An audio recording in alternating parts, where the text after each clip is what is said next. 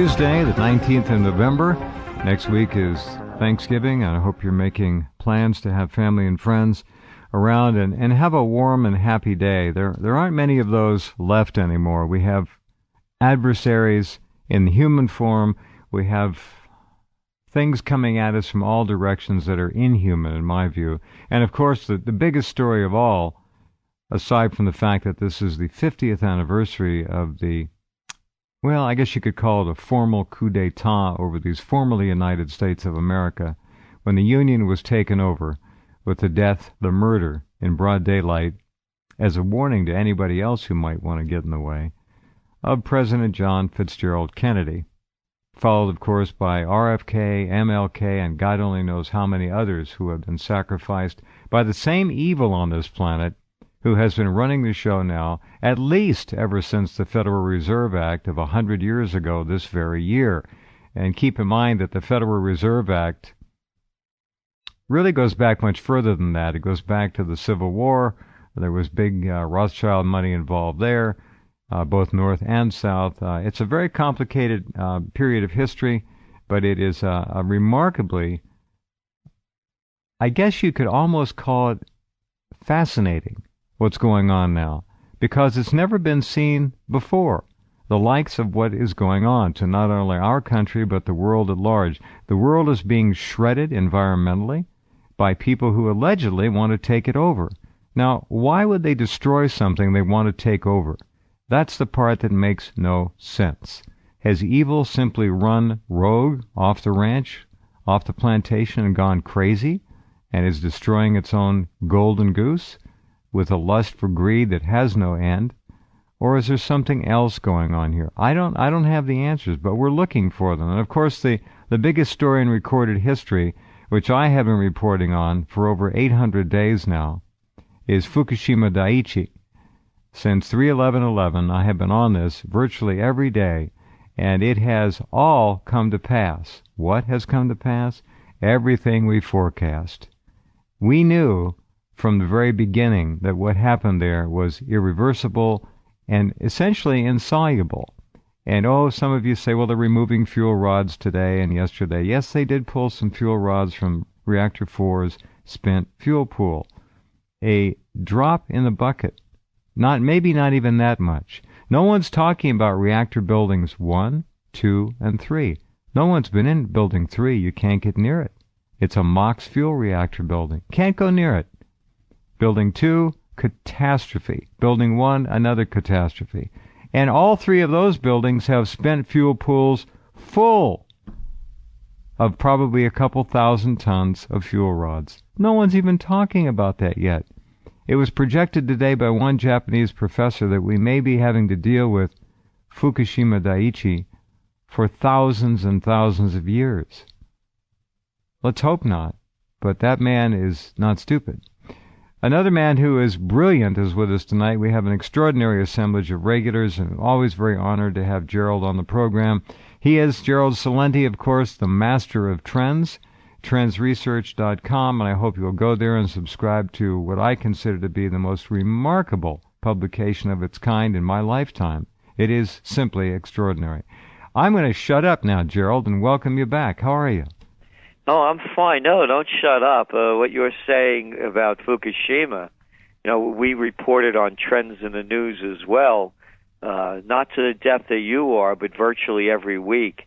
It is one of the greatest catastrophes that have happened in history, and it's being just swept under the rug, barely covered, and when it is, as you said, they're removing some fuel rods and they make a big deal of it. But, Khloe Kardashian ain't mad at Kim. And that's the headline story as I'm looking at it now. Oh, you're kidding. At Yahoo. Yeah, every day, I go to God, I don't know how many sites. Yeah. But Yahoo has just turned into total crap. And, it's just one stupid thing after another. So, of course, the people are out of touch. And even the people that are in touch, they don't want to know. They want to eat their sushi, and they don't want to be bothered with anything. Their radioactive sushi. They don't want to know, Gerald, and many of them are smart, and they are able to gather the data and read between the lines, and they figured it out. And what they do with that data is basically withdraw. They go away. I can't blame them. I'm not blaming them, but they don't want to deal with it. They know how monumentally the deck is stacked against them. But you see, this is why, as I see it, this is why the future's not changing for the better. It's because the people don't want to admit what's going on, that they've been conned, and that they're living a lie. I as you know, I'm a close combat black belt and taught for many years. Had my own school. Yeah. And here's what would happen. You get my classes. As a matter of fact, John Perkins from attackproof.com and the Fellows from Cars Guns came up a couple of weeks ago. We did a video on it, actually. Uh-huh. And after, many years of training, this is what my classes used to be down in Yonkers. A big galoot would come in, maybe 25 years of Kung Fu or Taekwondo, one of the arts. Mm-hmm. And Perkins would introduce him to me. I'm all of 5'7", 140 pounds. And he'd say to the guy, "Here, do anything you want to Gcelente." And that's how the class would begin. And of course, within seconds, I had the guy up against the wall with my fingers ready to go his eyeballs or my palm heel pushing his nose through his brain. And then he got it. You stop. But the point that I'm making is that would be the last time that they would show up. I believe They'd see me, one guy after another, take them out after all this stuff. They didn't want to admit that they put 25 years of their life into a practice that looked great on TV, but had nothing to do with street fighting. Totally, you don't want to admit it. And it's the same thing that's going on now. You're right. People believed all their lives in a lie, and they don't want to believe they've been conned. And the most disgusting people to me are the liberals, because they're intelligent enough to know these are smart people educationally, but they refuse to admit that they've been conned by one of the greatest song and dance men in the world. Yeah. It's the biggest commander in chief that anyone has ever. Step right up.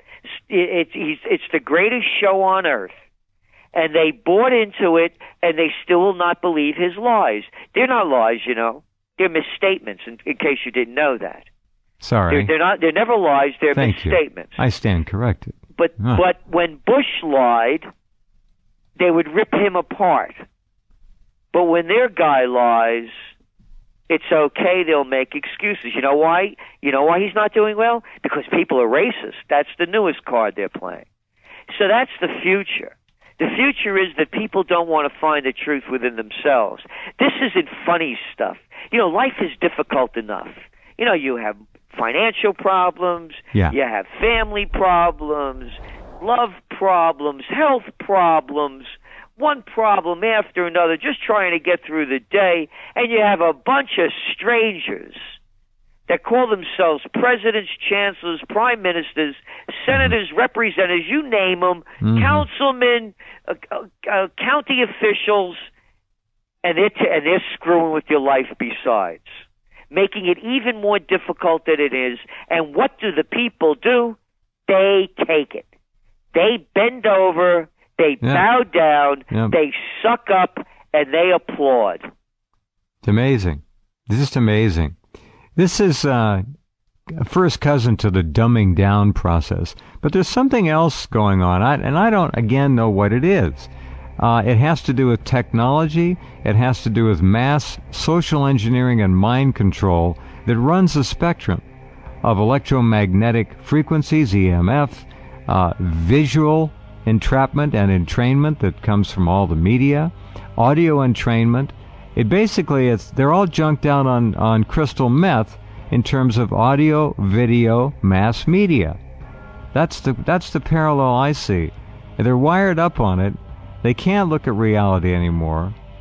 And the come down is too hard for most of them, so they just skate from ball game to ball game, from good time to good time, and to hell with the rest of it. And that's the liberal. That's the person, that's the group that is really letting this country down. I think your point is right on, spot on, exactly. Well, I don't know. I don't know if it's electronic or not. They have the tools, Gerald. Yeah, they have I'll the tools. tell you why I don't. I mean, I agree that could be a whole nother level. I mean, there's going to be a time. Right now, people can't. Young people can't write anymore. They've never put a pen to a paper. No, they're getting rid of cursive too. They're teaching block printing now on keyboard. Yeah, so it's I agree with that. But then there's the. I was just watching, just going through the TV quick a little while ago, and they had a brief thing on there for Turner Classic Movies. The Judgment of Nuremberg. Oh yeah. And, they show the pictures of the destroyed Germany, this once proud Berlin and Frankfurt and the rest of it, and the atrocities being committed, and the guy screaming about how could the German people let it happen? It wasn't technology back then, and there were wars before that one and wars before that one. There's a deficiency in the human spirit that allows this to happen. And as you know, my return from Berlin was the first time I'd ever been there back in April of 2012, was what inspired me to buy those historic buildings on the most historic corner in the United States, here in Colonial Kingston. Wonderful, yeah. And I think so it's not, because I said, you can't run away. There are two-bit freaks everywhere. If the Germans, at the height of Western civilization in the 1930s, culturally, philosophically, scientifically, could let a two-bit freak destroy their country, what is it in the human spirit? So we could blame technology, but look at the Germans of all people, highly educated, Bach, Wagner, Beethoven. I mean, you go down the list, to Einstein, to Fritz Lang, to Marlene Dietrich, to Goethe. How could it ever happen? And it's happening again.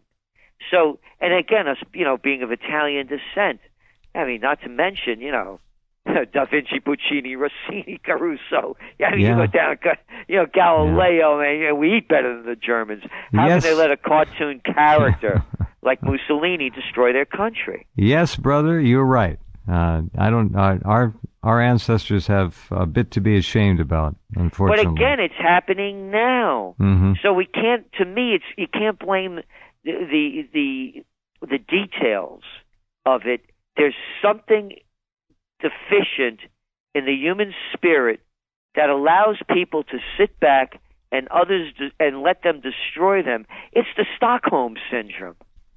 Why does that happen? I know, that's the weirdest thing. You begin to identify with your captors, and then you begin to defend them. It's the weirdest thing. And it happens. So to me, nothing is going to change until the human spirit changes. And the human spirit isn't going to change, as I see it. My motto, taught to me by my dear father, may his soul rest in peace, think for yourself. Yeah. So to me, until people get healthy, physically, emotionally, and spiritually, nothing is going to change. They've got to break away from the insidious drug of the mainstream media and mass entertainment. That's part of it.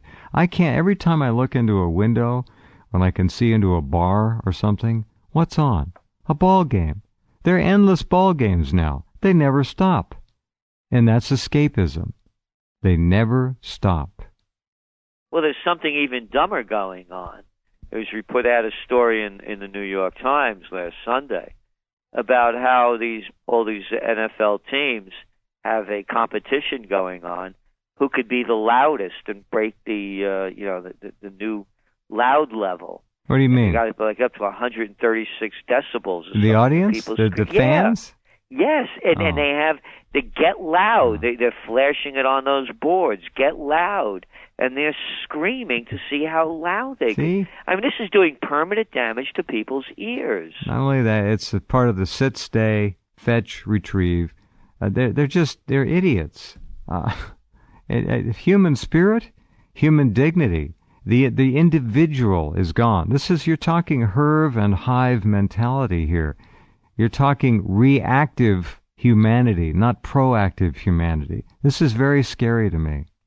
Yeah, I mean, and then, of course, they had this guy, this NFL official, spokesperson, some moron saying, the people, of course it's okay. The people aren't going to a library to get a book.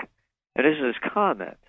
Not being quiet, about screaming. And I said, this moron's probably, only read a comic book to make such a stupid comment. Mm-hmm. But this is what's going on.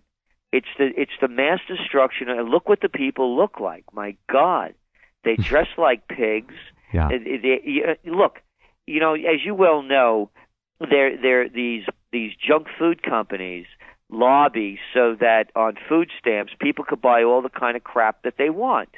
Oh yeah, they can't buy alcohol and cigarettes, but they could go to McDonald's, to Dunkin' Donuts. They could eat the worst crap out there. Mm-hmm. And they've lobbied to make this happen. Mm-hmm. And I'm thinking to myself, you look back at the last Depression, people didn't have money and they were poor. They were skinny as a rail. Now they're fat as a blimp. Yeah. You're fattening them up on all of this crap food. Did you ever see the movie The Philadelphia Story with Cary Grant and Jimmy Stewart and Katharine Hepburn? All those people in there were thin. That was 1939, 1940. The 1930s people, and it's not because of the Depression and all that, folks. People were thin there. They were healthier. They looked healthy. When you look at those old posters or those old films, or the old snapshots of the young guys signing up or getting drafted in World War II. Yep. They all are in shape. Now they're either muscle bound or they're obese. And brain dead in both cases. When you were in school, in your classroom, one classroom out of maybe 5 or 10 would have a fat kid. That was it. We didn't have kids. I don't mean obese necessarily, just a big, hefty... heavy kid, because that's the way they were. Yeah. We didn't have many. We call them fatties. My God, that's the rule now. We used to have pants for kids, jeans, and they'd call them husky. They called it husky that's kids. Right, I remember that. You remember that? Yeah, husky jeans, yeah. And but we were all thin. And we ate like horses, some of us. But so something is going on now that is so insidious. It's a real decimation of the human spirit. Again, that this freak show could be going on in Washington at the level that it is just astounding.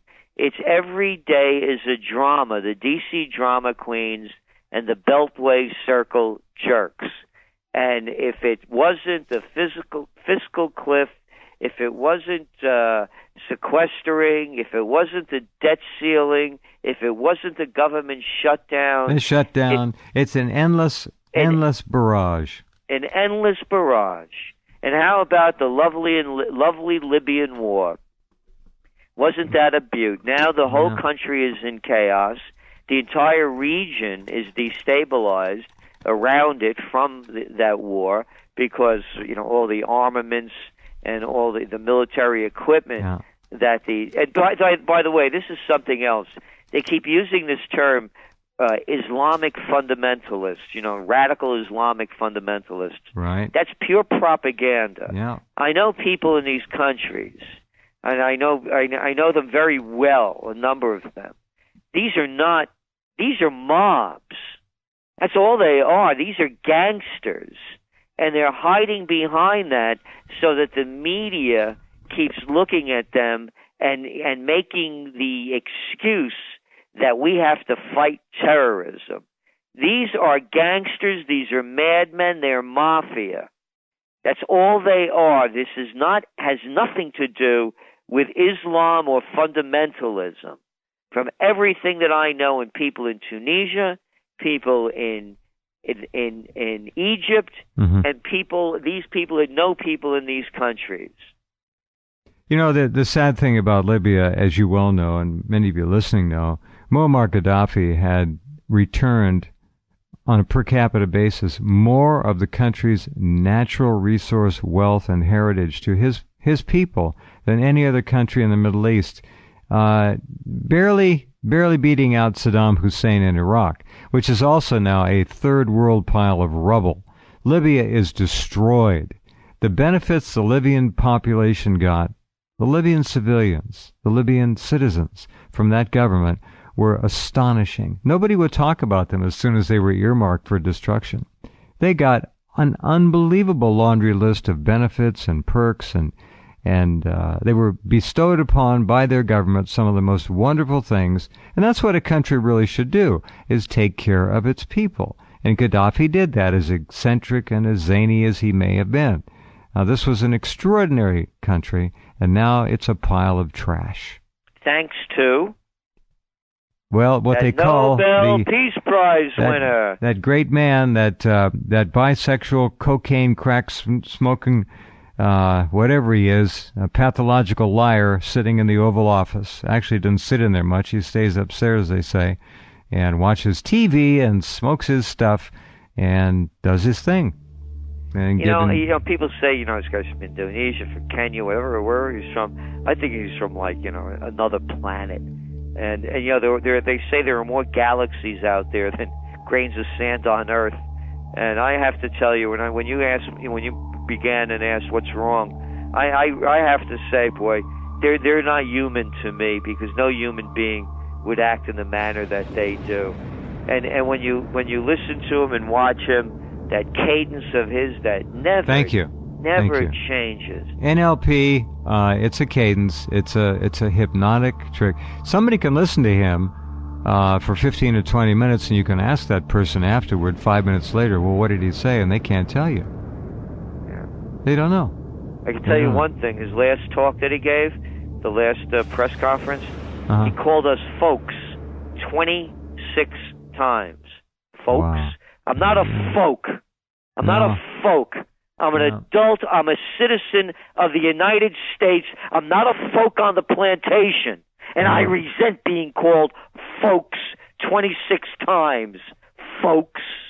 Is that talking down to you or what? No, it's beyond that. 26 times in 1 hour. Folk you, Yeah, Obama. You got it, man. And we'll come right back with Gerald in just a couple.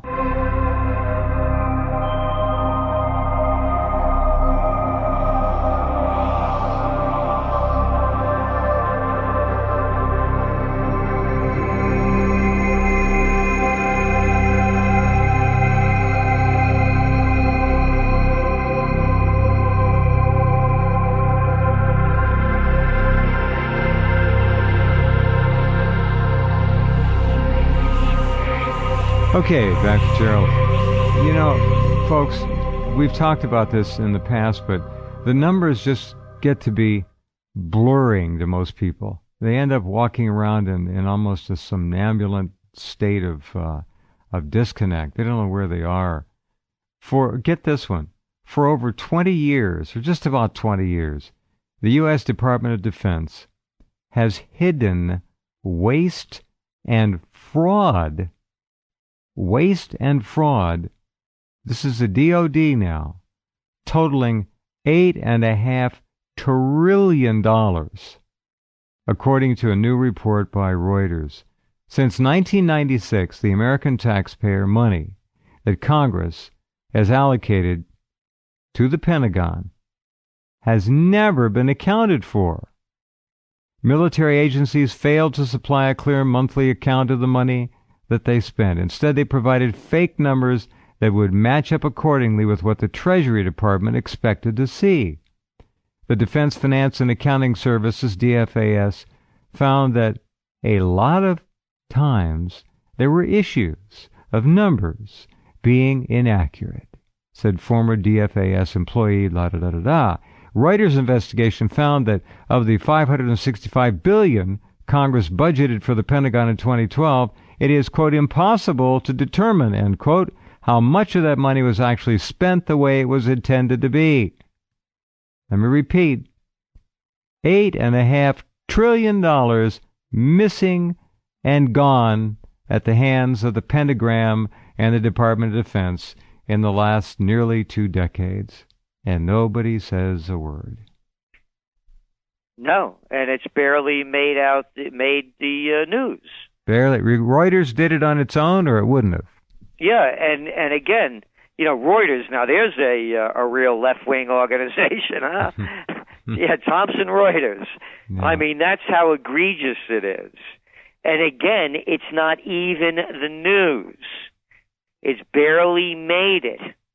And if people would only put this into context, every you just day put you just put your finger on it. Crazy, trying to make a buck. Yeah. And they're stealing your money, giving it to their criminal friends. You just said it all. What we are lacking as a people, not you folks out there, is context. They don't have it anymore, Gerald. They don't know where they are. They're floating along. Some of them think they're being informed. Some of them are being informed. But the picture is so huge now that it has pulled the contextual rug out from underneath damn near everybody. They're just floating along. That's why they hit the ball game and the bar, do whatever. It's just, I've had it. They're so beaten down they don't care anymore. Context. There is no context anymore.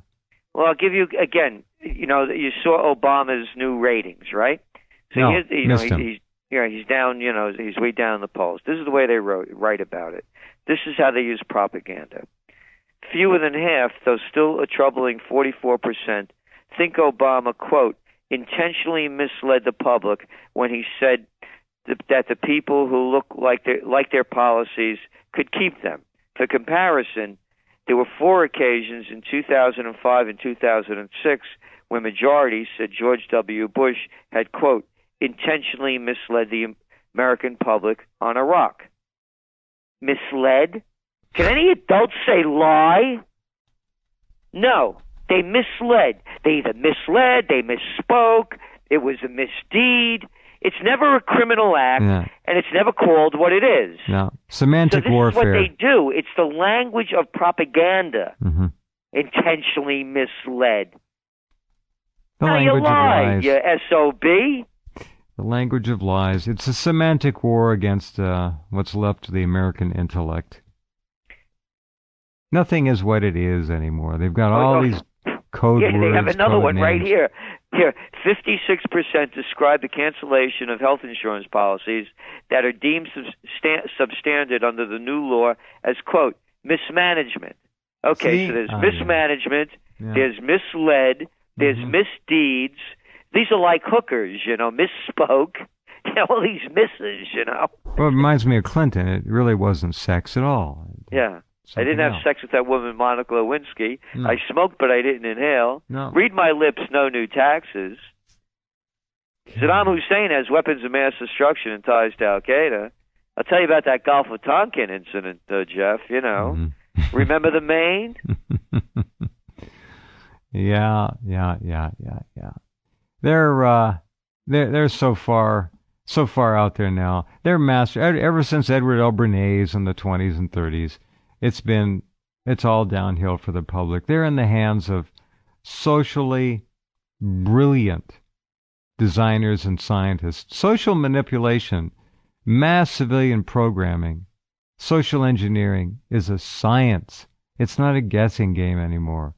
They know exactly plus or minus 1 or 2 percentage points what they're going to get when they introduce any kind of a new scam scheme or other deliberate fraud on the American public. They know what the reaction's going to be. Yep, they do. They certainly do. But look how bad their front men and women are. Do they care? Yes, they'd love to have better liars.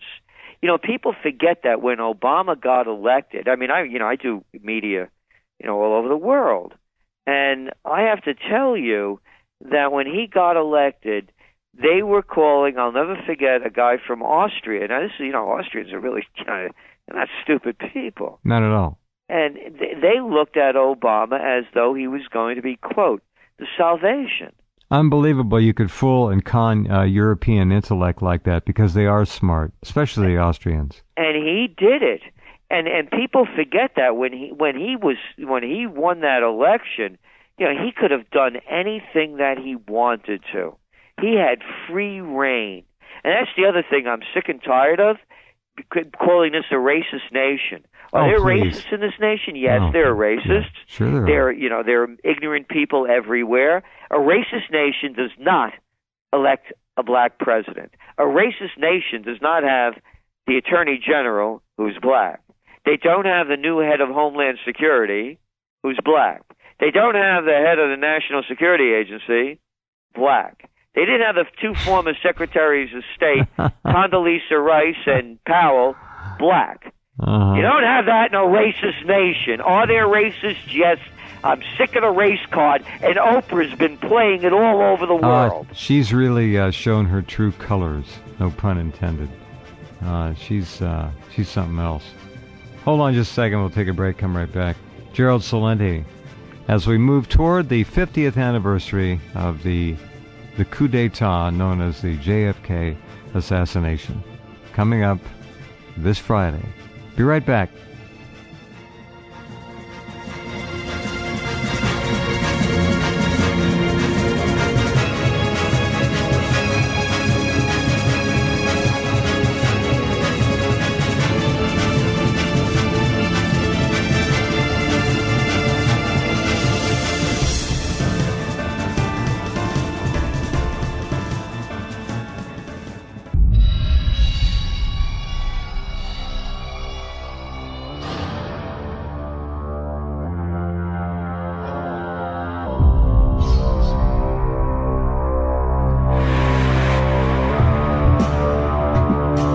Okay, now check this out. The attack on the Constitution is now so obvious and egregious and bloody.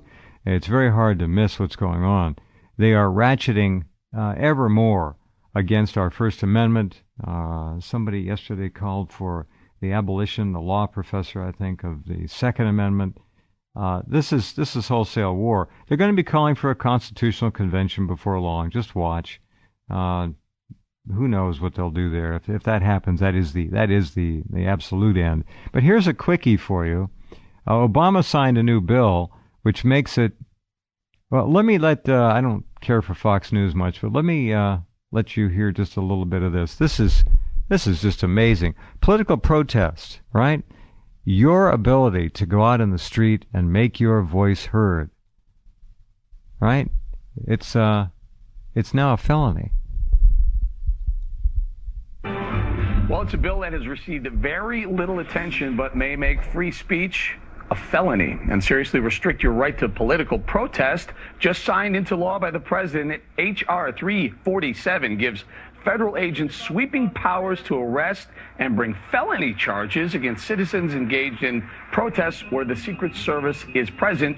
Joining us now with more, Fox News senior judicial analyst, good friend, Judge Andrew Napolitano. Judge, the thing that jumps out off the page, felony?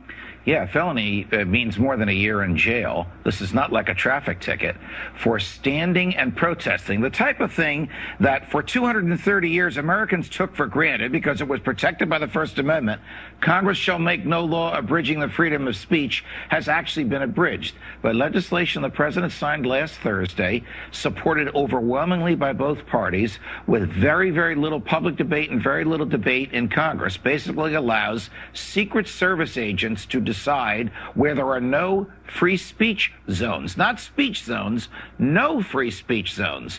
And anybody by the Secret Service protected by the Secret Service, can ask those agents to ban protests wherever they are. So I can think of 3 violations: speech violations, association violations, the right to petition the government for a redress of your grievances. What good is free speech if the people in the government are so far away from you that they can't hear you? All right, just an idea. This is now law, and it's one of many, many things that are coming down the pike. We are screwed, and I don't know how the people are going to stand up and reverse this, Gerald. I really don't. I'd love to think they could. I don't see people getting up off their asses and doing much of anything anymore. Little groups here, little groups there, and if you can get somebody even to get up and email, which is absurd, your congressman or congresswoman, it means nothing. That's what the delete key was put on your keyboard for. They don't care. Fax, they can just throw it in the shredder anyway. It doesn't matter. They fear nothing. Who are these people, is the larger question, that go to Washington, D.C., allegedly, ostensibly, to represent you people, your rights, your wishes, your views. By the time they get there, I don't recognize any of them.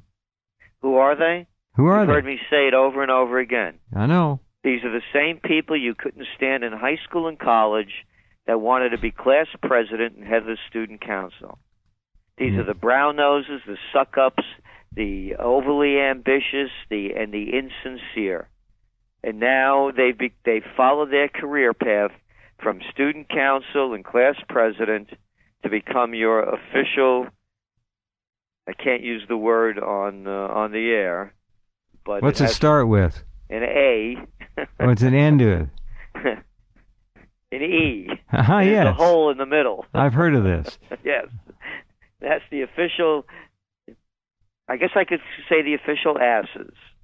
And that's who they are. Oh, that's too dignified for them. They're criminals, most of them. And so they're traitors. They're treasonous to our country's heritage. They're sociopaths. Of course. They're out of their minds.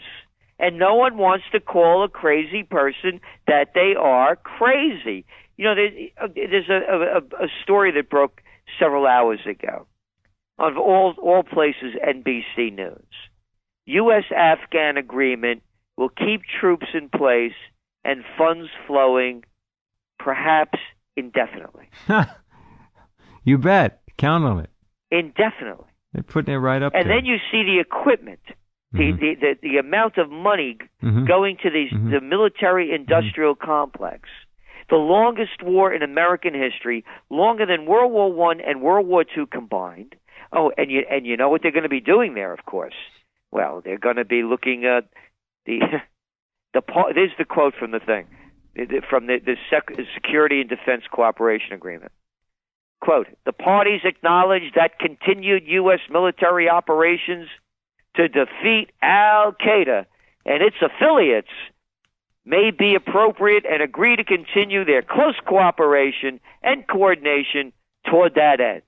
If anybody told that to me, if some guy told that to me face to face, what are you kidding me, Junior? Save that for the media. This is a takeover. The government has been taken over by the military. And these poor guys that they keep bringing back and forth over there, all these tours of duty, they're out of their minds. They're gone. I know a couple of them. They're literally brain damaged. And they're becoming the police force. That's exactly right. That's why we have so many executions by the cops. This when this happened. Yeah. That's why the police are executing. Now you want to know why you have a militarized police force?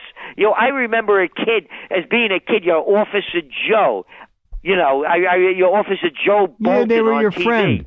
They were your friend. You had a good feeling about them. They were there to protect. And now look at them. They dressed up like the enemy. Combat. They're Marvel comic book characters. Yeah, shaved heads. They're combat. All this body armor on, and they blow anybody away that they're going to threaten me with a knife. This guy got enough armaments on him, for God's sakes, to go through the Battle of Bulge unscathed, and you blow away a 90-year-old guy. Or a 13-year-old kid with a plastic rifle. And that's out of the news. That poor kid, that Lopez kid, and may rest in peace, and what their family is going through. And it doesn't even make the news. I think it was nine rounds in him in 10 seconds or something like that. He had 10 seconds. They gave him 10 seconds to drop his toy. A 13-year-old kid. Hey, more war. How about more war? That's coming soon. Don't worry about it. There's an endless supply of it. And that's what I think is going to happen, by the way, as you heard me say many times. Yeah. And now we're seeing Obama, by the way, with his ratings down the toilet. Watch for a wag the dog moment. Oh, it's false flag time. You got it. Oh, for sure. Yep. No, what they're going to do, I'm afraid... It's going to be a terrorist attack. I'm afraid it's going to be, but we know who the terrorists are. We actually created and subsidized Al-Qaeda. That's just for one. But the bottom Jimmy line Carter. is... They'll blame it on anybody. It doesn't matter. It'll all be manufactured. And what I'm afraid they're going to do, Gerald, is light off some dirty bomb in a mid-sized American city that's of really no strategic value, and they'll kill 10, 15,000 Americans. What will the American public do? As encouraged, enhanced, and dictated to by the mainstream media, they will demand war and annihilation against whatever dirty bastards did it. Doesn't matter. Whoever they're told did it, that's the enemy. Kill them all and let Allah sort them out. Well, the new TrendsJournal is coming out shortly. Oh, and good. I begin it with Empire America fading fast. Yeah, it is. I wrote that headline in 2002. And you said, what would happen if there's a dirty bomb that goes off in a mid-sized American city? In 2002, when people had, it was, barely Afghan war had just begun, less than a year, and I wrote that it would be a total costly failure, and Americans would accomplish nothing other than losing money and making more enemies. You're 150% right. I wrote this at a time when you just mentioned what Americans would do if there was a dirty bomb went off. This was at a time when they were tying yellow ribbons around anything that couldn't move and waving those made-in-China American flags. That's right. And I came out and said what the Afghan war was, what it would be, and where it would go. And that almost cost me my career, because I was writing what the subscribers didn't want to read, and I was saying what the media didn't want to hear. And if you go back to those days, I used to be on Oprah. I used to be on the Today Show, Good Morning America. Oh, I remember. All of it. Sure. And I got blackballed one after another. Mm-hmm. And now here we are, 2013, 11 years later, and everybody can see with their own eyes how fast and how low this once great nation has sunk. And it's all being brought down by the greed and corruption of a mob.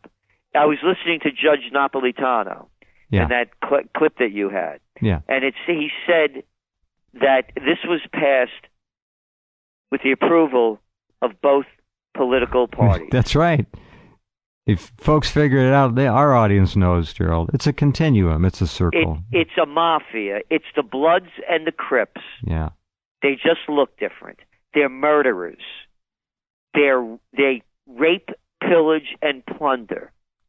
They're destroying the planet with chemicals, with every kind of unimaginable way. Radiation now. Radiation. Yeah. And with war.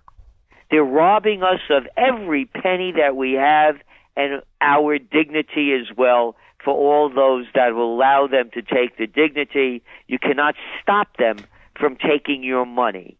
And again, as you read that Reuters piece of what is over $8 billion since $8.5 trillion? $8.5 trillion. Since 1996. Yep. Hey, don't bail out Detroit. I got to tell you, Jeff, we got to cut them food stamps out. Cut them back. And people are getting too much on Medicare.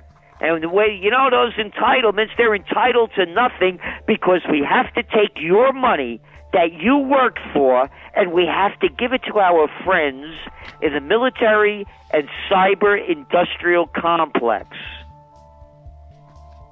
Couldn't sum it up better. It's where it's going. Thank you, my friend. Always a great time when you're on, and I'll talk to you next month. You have a wonderful Thanksgiving and continued success in everything, Gerald. We got a tough row ahead of us. Thanks. Thank you, and thank you for all you do, Jeff. Thank you. Good night. Bye-bye. Gerald Celente. All right.